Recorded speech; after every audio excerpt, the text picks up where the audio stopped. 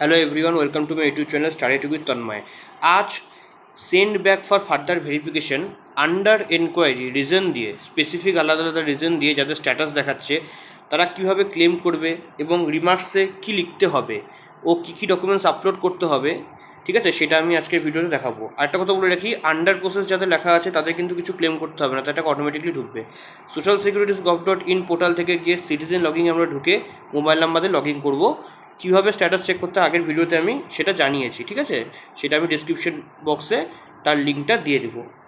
তো এবার আমাকে এখানে ডিস্ট্রিক্টের নাম দিতে হবে, ফোন নাম্বার দিতে হবে এবং ফোন নাম্বার একটা ওটিপি যাবে, ঠিক আছে, ক্যাপচা দিয়ে তারপরে একটা ওটিপি পাঠাতে হবে। তো ওটিপিটা আমি পাঠিয়ে দিলাম। দেখুন এখানে একটা ওটিপি যাবে, তো ওটিপিটা কিন্তু এখানে সেই রেজিস্টার্ড মোবাইল নাম্বারে ঢুকবে যার জন্য আমি ক্লেমটা করছি।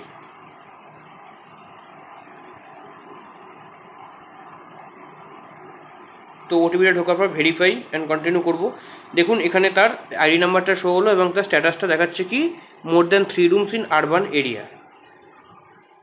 তার স্ট্যাটাসটা দেখাচ্ছে, তার নাম শো হয়ে গেল, ঠিক আছে। এখন ক্লেম অ্যান্ড অবজেকশন, এই ওপরে যে অপশন আছে ওপরে আমরা চলে যাব।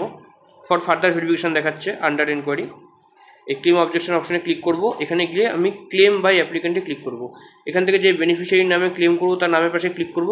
দুটো অপশান দেখাচ্ছে, reason for claim, application details incorrect. Application details incorrect তাদের ক্ষেত্রেই হবে যারা নিজের ইচ্ছায় বা অনিচ্ছায় ভুল তথ্য দিয়েছে, সেটা ক্যাফেতে অ্যাপ্লাই করতে গিয়ে ধরুন ভুল করে দিয়ে দিয়েছে বা ইচ্ছা করে কোনো ভুল তথ্য দিয়েছে। আর সেকেন্ড অপশন হচ্ছে wrongly marked as ineligible or application rejected. এটা হচ্ছে আপনারা ধরুন ঠিক তথ্য দিয়েছেন, সেকেন্ড যেটা অপশন, আপনারা ঠিক তথ্য দিয়েছেন কিন্তু আপনাদেরকে দেখানো হচ্ছে বা হায়ার অথরিটি থেকে সেটাকে রিজেক্ট করে দেওয়া হয়েছে, তো সেক্ষেত্রে কিন্তু সেকেন্ড অপশনটা দিতে হবে। তো যেটা আপনার মনে হবে সেটা আপনার সুবিধা মতো দিবেন। এবার রিমার্কস থেকে আমাকে কি রিমার্কসটা দিতে হবে। দেখুন ক্লেমে রিমার্কস কী লিখতে হবে আমি লিখছি। আলাদা আলাদা স্ট্যাটাস দেখালে ক্লেমের সময় কিন্তু আলাদা আলাদা রিমার্কস দিতে হবে, ঠিক আছে। যেমন ভুলবশত 3টির বেশি ঘর দেখিয়ে ফেলেছেন বা হাজব্যান্ডকে ভুল করে চাকুরিজীবী দেখিয়েছেন, ঠিক আছে, চাকুরিজীবী দেখিয়ে ফেলেছেন ভুলবশত। ইনকাম ট্যাক্স দেয় দেখিয়ে ফেলেছেন ইনকাম ট্যাক্স পেয়ার, ঠিক আছে, তাই আপনার ফর্মটা রিজেক্ট হয়ে গেছে। বা হাজব্যান্ডকে পেনশনার হিসেবে দেখিয়ে দিয়েছেন তাই আপনার ফর্মটা রিজেক্ট হয়ে গেছে। বা send back for further verification under enquiry দেখাচ্ছে, ঠিক আছে। অ্যাপ্লাই করার সময় আপনি সুবিধা নিতে চান কি না, নোতে ক্লিক করে ফেলেছেন বা আগে স্ট্যাটাস অ্যাপ্রুভ ছিল এখন দেখাচ্ছে হচ্ছে রিজেক্ট দেখাচ্ছে, ঠিক আছে। তো সেক্ষেত্রে প্রত্যেকটা আলাদা আলাদা স্ট্যাটাসের জন্য আলাদা আলাদা ক্লেম করতে হবে। সেক্ষেত্রে কি আমাদের প্রম্পটে কি লিখতে হবে, ঠিক আছে, রিমার্কসে আমি কিন্তু এখানে দেখিয়ে দিচ্ছি, ঠিক আছে। ক্লেমটা সাবমিট করার পর ডিটেইলে আমি আলোচনা করব কী কী রিমার্কস আপনাকে লিখতে হবে, ঠিক আছে। ডেসক্রিপশন ব্যাঙ্কে সেটা দেখে নেবেন। এবং নিচে দেখুন সেলফ ডিক্লারেশন একটা অপশন আছে। সেলফ ডিক্লারেশনে গিয়ে এই আপলোড যে একটা অপশন আছে, আপলোড চুজ ফাইলে গিয়ে একটা সেলফ ডিক্লারেশন সাদা কাগজের মধ্যে লিখে জেপিজি ফরম্যাটে বা আপনাকে পিডিএফ ফরম্যাটে একটা ডকুমেন্টস আপলোড করতে হবে। তো সেলফ ডিক্লারেশনে কী লিখবেন, যার যেমন স্ট্যাটাস দেখাচ্ছে তার সেরকম সেলফ ডিক্লারেশনে সাদা কাগজে লিখে আপলোড করতে হবে। কী লিখতে হবে সেটাও আমি ডেসক্রিপশন বক্সে দিয়ে দিব এবং পরে আমি আলোচনা করব যে কী কী লিখতে হবে আপনাদেরকে। তো সবার প্রথমে আমি রিমার্কসটা এখানে লিখে নিচ্ছি। রিমার্কসটা লেখা হয়ে গেল। এবার দেখুন চুজ ফাইলে আমি একটা বানিয়ে রেখেছিলাম একটা সেলফ ডিক্লারেশন, তো সেটা আমি এখানে আপলোড করে দেবো পিডিএফে।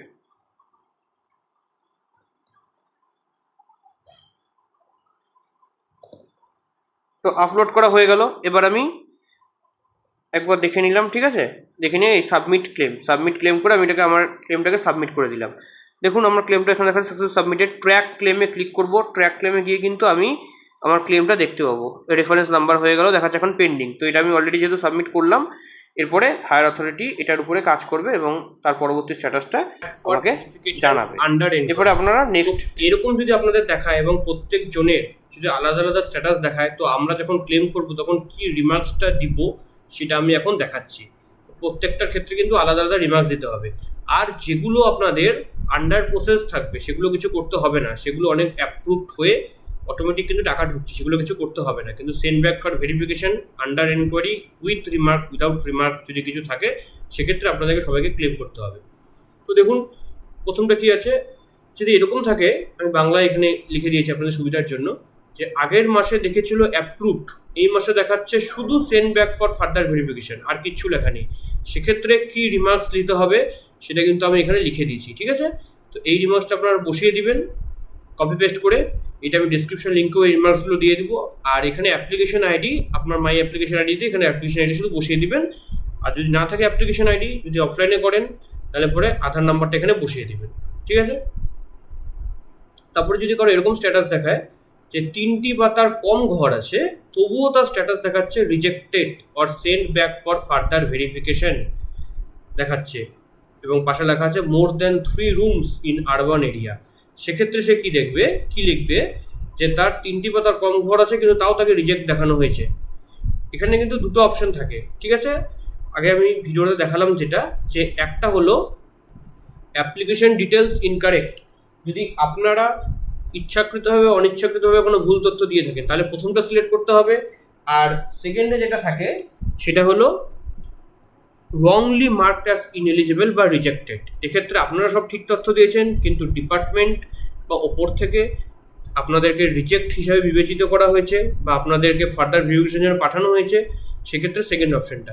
তো আপনি যদি সব ঠিক তথ্য দিয়ে থাকেন, এটার ক্ষেত্রে যেটা আমি দেখাচ্ছি, ঠিক আছে, তো সেক্ষেত্রে কিন্তু আপনাদের সেকেন্ড অপশনটাই সিলেক্ট করতে হবে। সেকেন্ড অপশন সিলেক্ট করে রিমার্কসে এটা লিখে দিবেন, আমি প্রম্পটটা দিয়ে দিচ্ছি, এখানে লিখে দিয়েছি, ঠিক আছে। এটা কপি পেস্ট করে এই প্রম্পটটা বসিয়ে দিবেন। আর অ্যাপ্লিকেশন এটা আপনি এখানে বসিয়ে দিবেন। আর নিচে অ্যাটাচমেন্টে সবগুলোর ক্ষেত্রেই যতগুলো এখানে আছে, নিচে অ্যাটাচমেন্টের ক্ষেত্রে একটা সাপোর্টিং ডকুমেন্ট সেলফ ডিক্লারেশন সেটা কিন্তু আপলোড করতে হবে। তো সেটা কি লিখতে হবে সেটা আমি এই ভিডিওর শেষে আপনাদেরকে বলে দেবো। তারপরে দেখুন কি আছে, কারো যদি 3টি বা তার কম ঘর থেকে থাকে কিন্তু এই যে অনলাইনে ফর্ম ফিল আপ করার সময় ভুলবশত তিনি 3টির বেশি ঘর দিয়ে দিয়েছেন, যার ফলে এখন স্ট্যাটাস দেখাচ্ছে rejected or send back for further verification more than 3 rooms. তো সেক্ষেত্রে আপনাকে কিন্তু এই আমি লিখে দিয়েছি এই ফর্মটা কপি পেস্ট করে এখানে বসিয়ে দিবেন, ঠিক আছে, বা এটা দেখেও টাইপ করতে পারেন এবং অ্যাপ্লিকেশন আইডিটা আপনারা এখানে বসিয়ে দিবেন, ঠিক আছে। আর এই ক্ষেত্রে আপনারা কোনটা সিলেক্ট করবেন, রিজন ফর ক্লেমে গিয়ে অ্যাপ্লিকেশন ডিটেলস ইনকারেক্ট, এক্ষেত্রে কিন্তু প্রথম অপশনটা সিলেক্ট করতে হবে, যেহেতু আপনারা নিজেরা ইচ্ছাকৃত অনিচ্ছাকৃতভাবে ভুল তথ্য দিয়েছেন, ঠিক আছে। তারপরে দেখুন কি আছে, অন্নপূর্ণা যোজনার জন্য আগে অ্যাপ্লাই করেছিল এবং তাদের অ্যাপ্লিকেশন আইডিও আছে, কিন্তু এখন দেখাচ্ছে যে তাদের নাম ডিলিট হয়ে গেছে এবং ফার্দার ভেরিফিকেশনের জন্য সেন্ড ব্যাক করা হয়েছে, সেক্ষেত্রে তাকে কি লিখতে হবে, দেখুন সেক্ষেত্রে কী লিখতে হবে, আমি এখানে পুরো ইয়েটা লিখে দিয়েছি ফর্মটা, জাস্ট এটা কপি করে পেস্ট করবেন এবং এখানে ওই যে ড্যাশে যেটা ফাঁকা জায়গা আছে এখানে অ্যাপ্লিকেশন আইডিটা বা আধার নাম্বার আপনার যেটা থাকবে সেটা কিন্তু এখানে শুধু বসিয়ে দেবেন। তারপরে দেখুন কি আছে, স্বামী চাকরি থেকে রিটায়ার করেছে, পেনশন পায়, অথচ অন্নপূর্ণা ভান্ডারের স্ট্যাটাসে লেখা আছে কি, তাদের বউদের অন্নপূর্ণা ভান্ডারের স্ট্যাটাসে লেখা আছে এমন দেখাচ্ছে যে send back for further verification husband is pensioner or government employee, ঠিক আছে।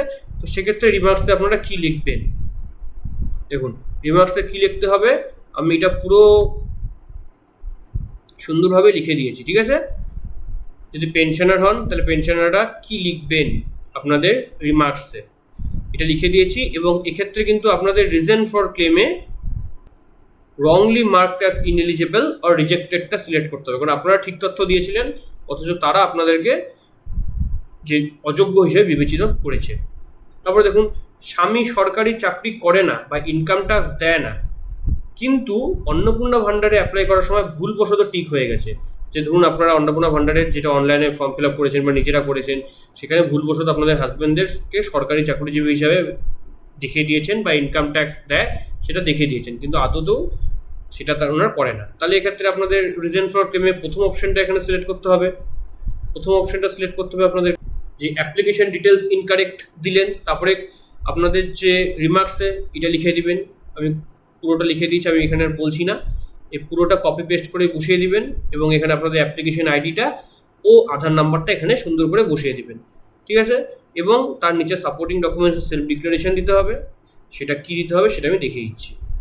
তারপরে ধরুন কী আছে, ফর্ম ফিল আপের সময় ভুল করে প্রকল্পের সুবিধা নিতে চান কি না, না করে ফেলেছেন, যে আপনি ফর্ম ফিল আপ করার সময় ভুল করে যে আপনি অন্নপূর্ণা ভান্ডারের সুবিধা নিতে চান কি না এটাতে ভুল করে নো করে ফেলেছেন, তাহলে এখন কি দেখাচ্ছে, এখন দেখাচ্ছে not applied for AY scheme. তো সেক্ষেত্রে আপনাকে এই রিমার্কসটা কপি পেস্ট করে বসিয়ে দিতে হবে, ঠিক আছে। আর আপনার অ্যাপ্লিকেশন আইডিটা আলাদা করে লিখে দিবেন, ঠিক আছে। এক্ষেত্রে আপনাকে প্রথম অপশনটা সিলেক্ট করতে হবে, অ্যাপ্লিকেশন ডিটেলস ইনকারেক্ট, যেহেতু আপনাদের তরফ থেকে ভুলটা হয়েছে, কপি পেস্ট করে দেবেন। এখানে শুধু অ্যাপ্লিকেশন আইডিটা আলাদা করে এখানে বসিয়ে দিবেন, ঠিক আছে। তো এগুলো কিন্তু এই প্রম্পটগুলো আরেকবার দেখে নিন, আমি শর্টে দেখে দিচ্ছি। এই প্রম্পটগুলো কিন্তু আলাদা আলাদা, যেগুলো আমি ইউরো মার্ক করে দিয়েছি এগুলো হচ্ছে সমস্যা, আর এই সমস্যাগুলো হলে কি প্রম্পট দিতে হবে নিচে আমি লিখে দিয়েছি, ঠিক আছে।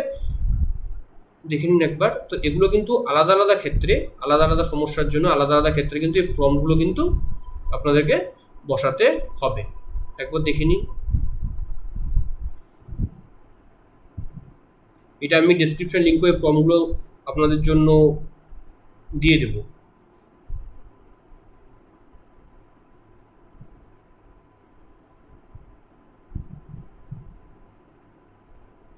দেখে নিন ভালো করে।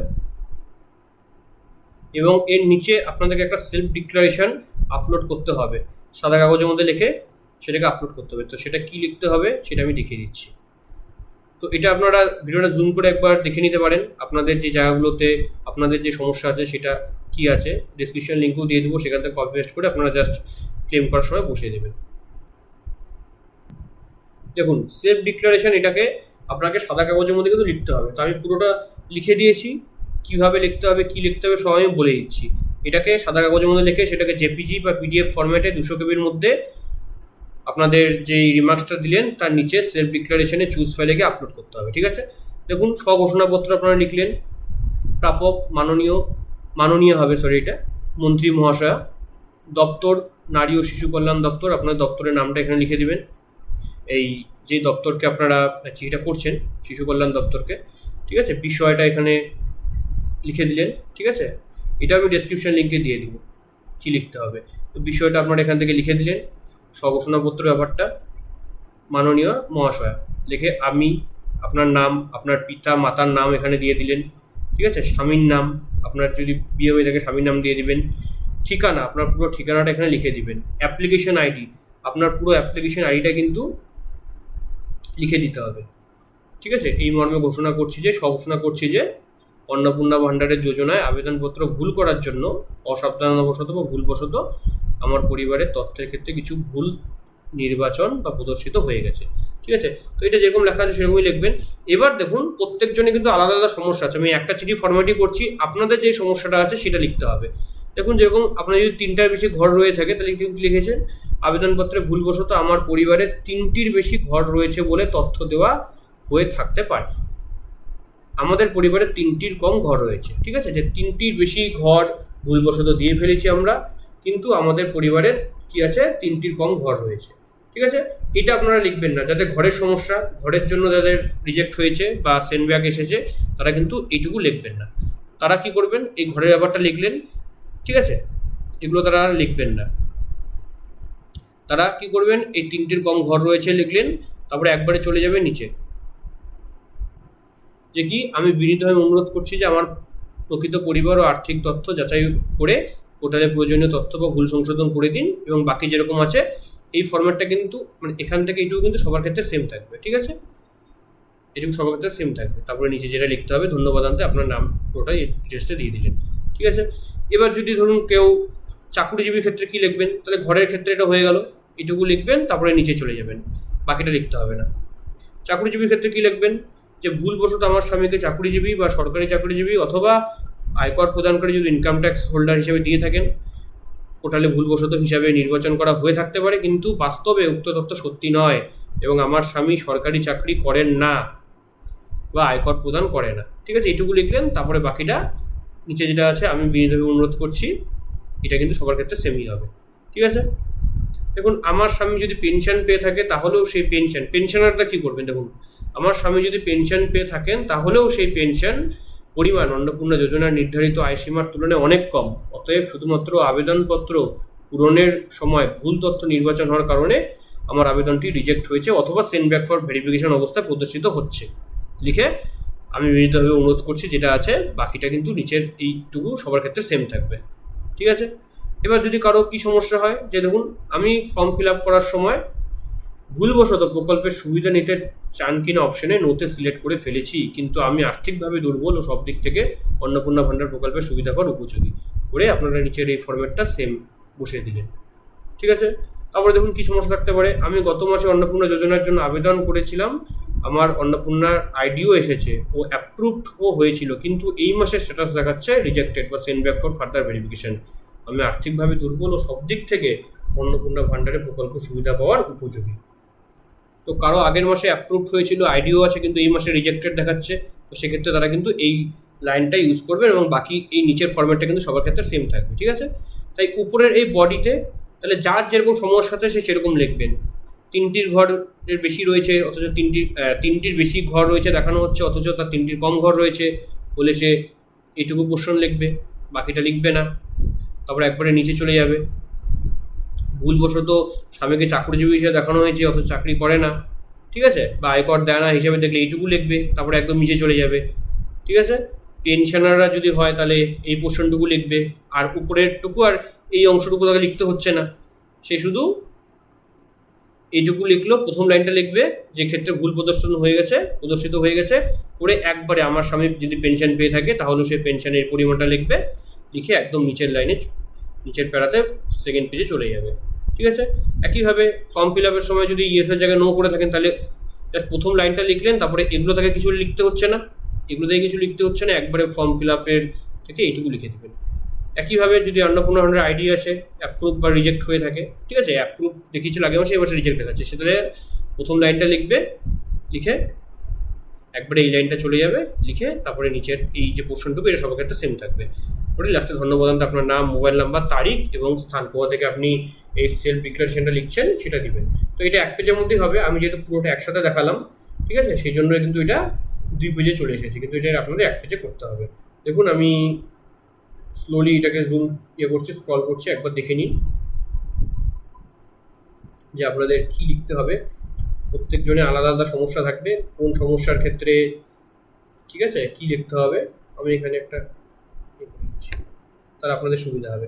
এই যে প্রথম লাইনটা হচ্ছে 3টির বেশি ঘর দেখানো হয়েছে অথচ 3টির কম ঘর রয়েছে, সেক্ষেত্রে চাকুরিজীবী হলে পরে সেকেন্ড লাইনটা লিখে দিবেন, মানে প্রথম লাইনটা এইটা প্রত্যেকের ক্ষেত্রে সেম থাকবে, বডির প্রথম লাইনটা সবার ক্ষেত্রে সেম থাকবে। ঠিক আছে, সেকেন্ড লাইন থেকে ডিফারেন্স আসবে, 3টির বেশি ঘর থাকলে এই লাইনটা লিখবেন, 3টির কম ঘর আছে অথচ 3টির বেশি ঘর রয়েছে বলে দেখানো হয়েছে এটা।